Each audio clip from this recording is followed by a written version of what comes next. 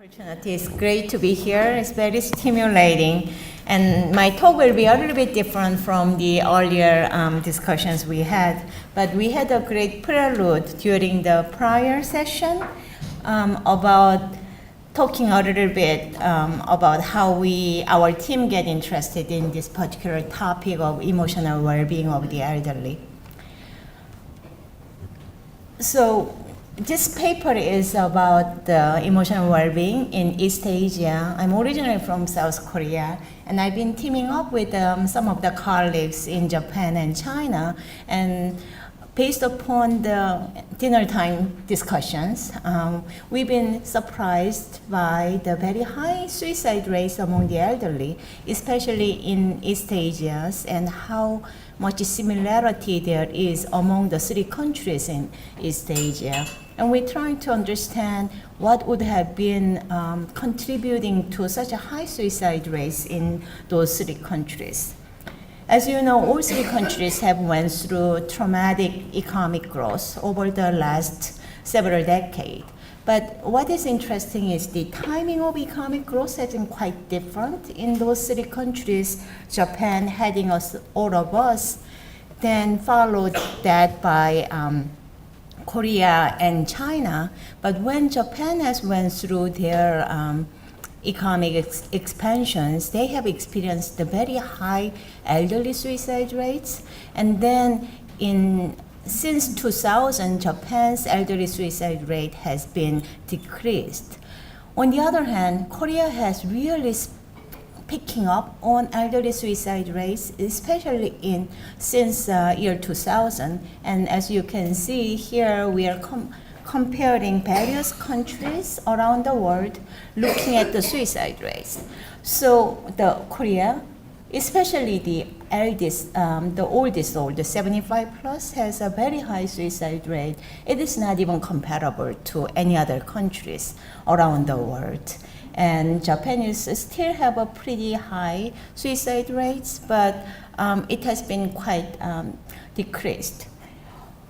A lot less information is available in China. So my Chinese colleagues has put out there trying to locate some of the informations, but there are a lot of the local newspapers talking about how elderly Chinese just drink pesticide and kill themselves. It's really sad how a lot of this has been happening. And we also heard earlier that despite the economic growth, elderlies are not the ones who's getting all those benefits. They are the ones who has worked very hard during their lives, but there is very high economic inequalities in these countries, and many of these countries are not putting enough resources for their less fortunate populations like disabled or the elderly, especially in China and Korea. Japan's system has been a lot more developed now, so their elderly's pension has been in place since 1961, but in other countries it's a much more development stage. So I just want to point it out here. We have just grabbed the suicide rates for both overall population and elderly population. We see consistent patterns. So in the middle, we see the Japanese elderly, the orange line, and light blue lines are Japanese population. As we talked about it earlier, the gap between the elderly suicide rates and overall population suicide rate, the gap has been decreased over time. On the other hand, if you look at Korea, this red line is the elderly suicide rate of the Koreans, and this purple one is showing you the overall population suicide rates. It's been really increasing over the time. There was an economic crisis in Asian economic crisis in 1997 and 1998. That kind of triggered it, but it has even deepened more since years 2000. In China, the rural suicide rate is much higher because of the easiness of killing themselves, but it is also quite increasing, and we see the quite consistent patterns. And then we try to looking into what makes elderly so detrimental to commit their suicide, what kind of subjective well-being they have to trigger this. And we look at some of the literature. We talked about the Angus's work yesterday, and he has certainly proposed a human capital theory that as we get older, we develop more human capital, and which has presented inverse U-shape until people get old enough to develop more of the reasons to getting more lesser subjective well-beings. So policy-wise, we care both like a univariate relationship of whether elderlies, how their well-beings are doing compared to their younger counterparts, as well as the once we control for everything else, the multivariate relationship of whether aging itself is actually creating more positive aging, improving their well-being, or it is actually worsening of it. So there are, with that theoretical framework, we have looked at some of the literatures, existing literatures on age and subjective well-being's relationship.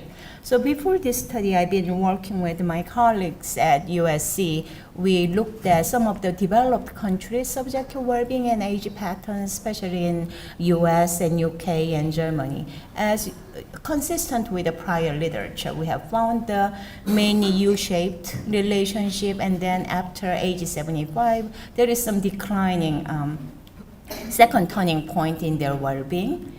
But when we start looking at the East Asian countries, we didn't find anything in the literature. So here are our team members, China and Japan and Korea. 6 of us have been working on this project for the last few years.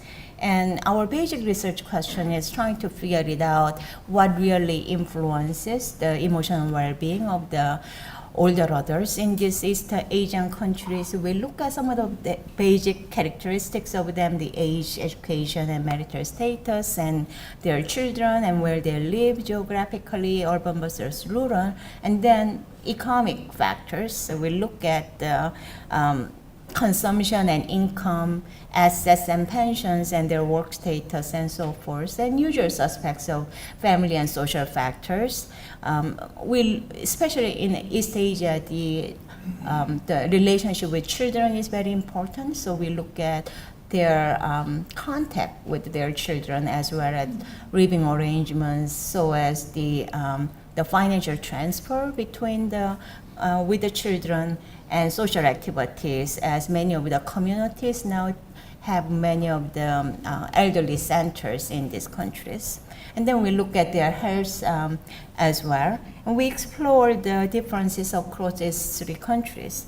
And of course, we talked a lot about the measurement issues. When measurements are different, it is causing the differences in the outcomes as well as relationship. But fortunately, we were able to use the harmonized data. And I think everybody in this room knows about the HRS and HRS sister studies. So since the success of the HRS went abroad, and the data has been collected in many different parts of the world. And especially in this study, we've been working on, together with the CHARS, the China Health Aging Retirement Study team, as well as the JSTAT team and CLOSA team. 3 of the PI teams got together and worked on this project. So just trying to briefly introduce you about the data sources you may not aware of. Those charts has been started in 2011. They have done a successful pilot. They have completed 2 waves of the data. It's one of those layer data from China that cuts across both the economic lives as well as the social and health domains. And they have completed 2 waves as well as the life history interviews. So it's been quite rich data that we've been using. Korean longitudinal study of aging started earlier than that. So we have done our first baseline back in 2006. We have done 5 waves of the data completed. So I've been working with 4 waves of data so far, and CLOSA has done a work history interview in 1997, capturing some of the the changes in their work environment after the economic crisis of 1997. It's also national representative sample for those age 45 and older. Japanese study of aging and retirement is also a sister study, but their sampling plan is a little bit different from the other studies as they don't have the nationally representative sample. Instead, their samples are community, municipality based. One of the advantages of their current sampling design is that allows them to actually link the data at the community level data, which has the health examination record. So, but they are trying to obtain the national representation by adding the municipality by every year. And also they are currently talking with the Keio University.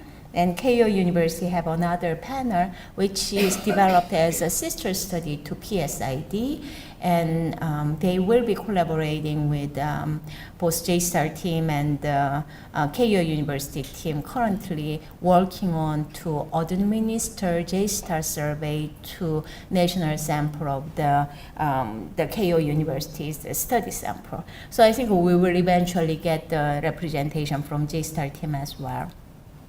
So we have built a comparative database in order to do both within on a country and across the country analysis to maximize the comparability. We picked the same year, maximize the age groups between 3 data sets and control for different characteristics, geographic characteristics.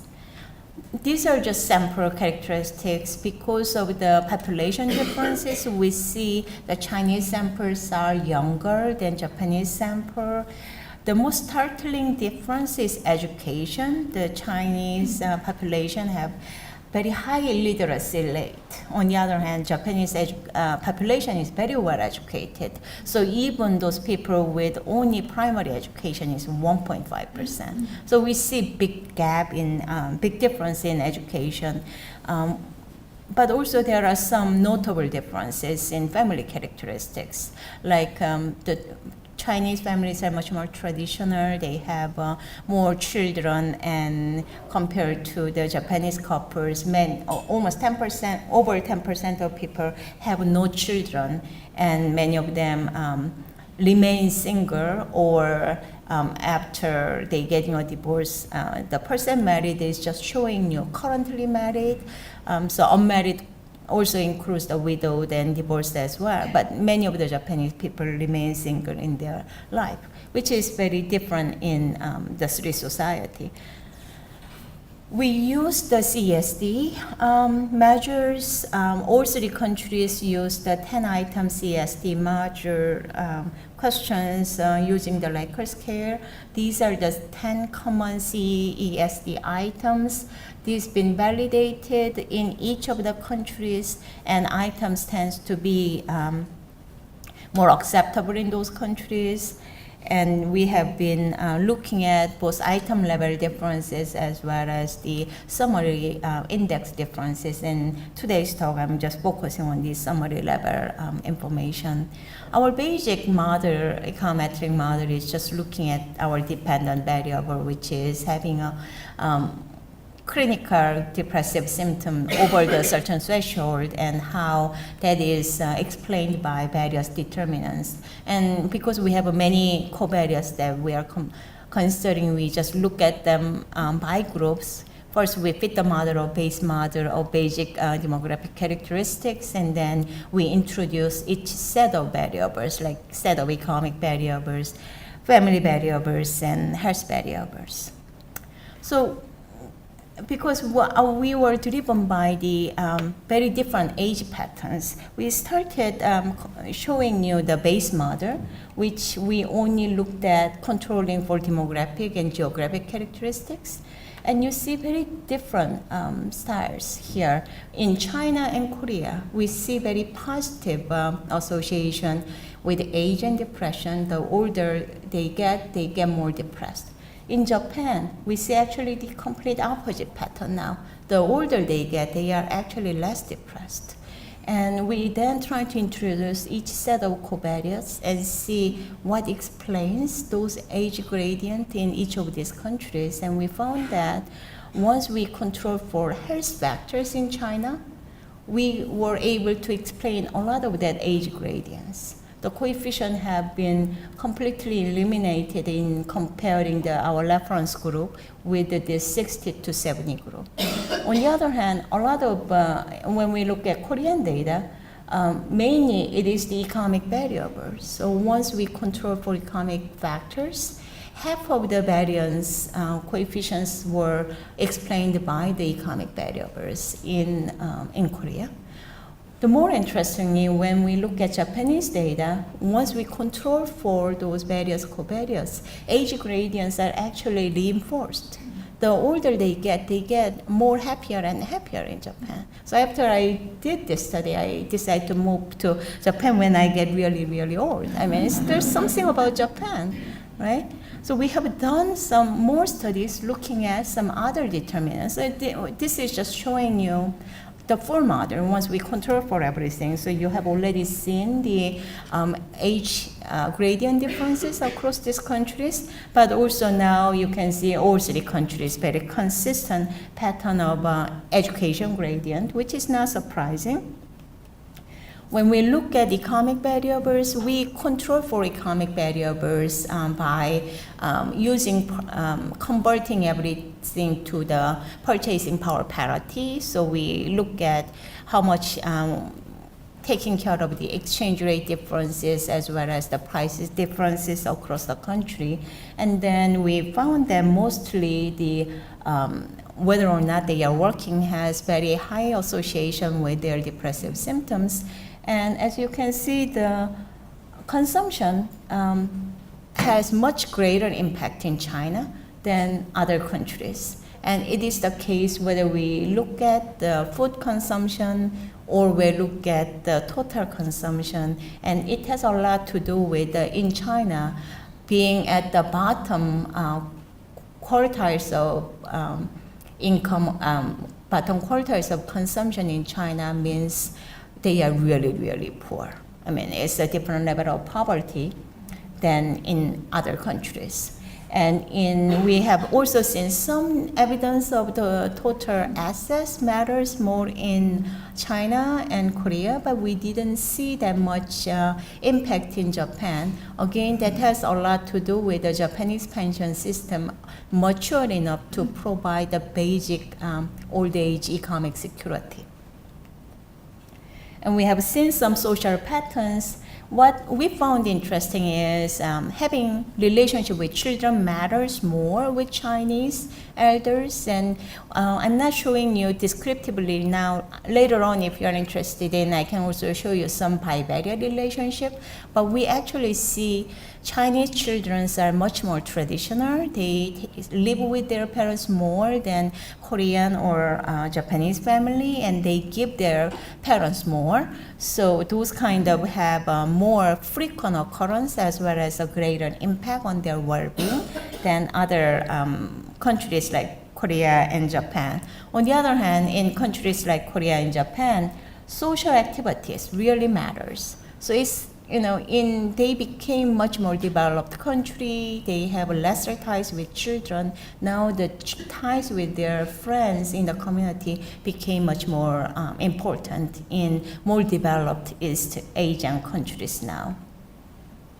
And living alone, we see a lot of older adults. Almost half of the women at age 70 and older in Korea live alone. And living alone at that old age has a very negative, of course, impact on their emotional well-being. And then health has obviously very important association. So then what we have done is we have pulled the data, all the cross-country data, and did Oaxaca decomposition, basically trying to tease out how much of that depression differences are explained by the characteristics difference versus, because Chinese elders have worse health conditions, they are poorer than other countries, and so forth. So can we explain those country differences in depression or emotional well-being by looking at distributional differences of covariates? Or is it more of driven by coefficient differences? Having a relationship with children matters more in China, or having a poor resources really matter more in China. So that's what we are trying to look at by taking Oaxaca decomposition approach. And this is the results of our approaches. So here on the first column, I'm just showing you the mean difference between two countries. So there is a predictive mean of getting depressed is 28% among Chinese elders, comparing with only 14% in Japanese elders. So the difference is 14 percentage point. And when we try to explain these differences between two countries, we were able to explain 83% of that difference by looking at characteristics differences. And when we look at which of these characteristics matters, it's really driven a lot by economic conditions and health differences.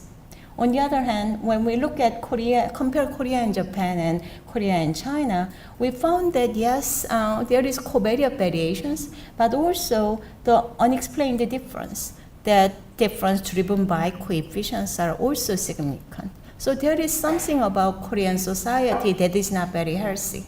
So even with the same characteristics of elders in Korea get more depressed with the same conditions. So that's some of the approach. For the sake of time, I'm gonna go fast on these simulations, just showing you some of this matched analysis result. So here what we have done is we recognize that the distribution of covariates are quite different. China and Japan has very different economic standing as well as the educational attainment. So we try to look at when we fit the data, looking at whole distribution, then it may be not really telling, fitting the model correctly. So instead, we're thinking about these models of when we did a within country analysis. This is a China distribution, then we fit the regression models like this. If we are doing Japanese distribution, this is Japanese distribution, that would be more fitted model. So what we decided to do is let's focus on this common area where the distribution overlaps and where the relationship stands. So I want to just show you the results of the common support analysis. So this time when we look at this linear probability model, just looking at whole distribution, this is the distribution that we have seen earlier. But now focusing only on that common area, common supported area, we actually see age gradients are even more different between countries. Korea and Japan and Japan and China is even greater. So we see such an interesting variations across different countries. So those are just reporting all of those. Finally, I want to end this with our new sets of analysis looking at the more dynamic relationship between husbands and wives. Because the couples may have a different relationship in these three countries, we're trying to start looking at how husband and wife influence each other's emotion and cognition together. So we have done both two waves of analysis and the older waves of analysis, mainly emphasizing the previous period. Emotional health is of course influencing the current period emotional health. But to us, what is quite interesting is the impact of spouse is greater on husband's impact on wife is greater in these countries than wife's impacts on the husband. So this is our current work that is going on that I'd like to stop here. Thank you very much.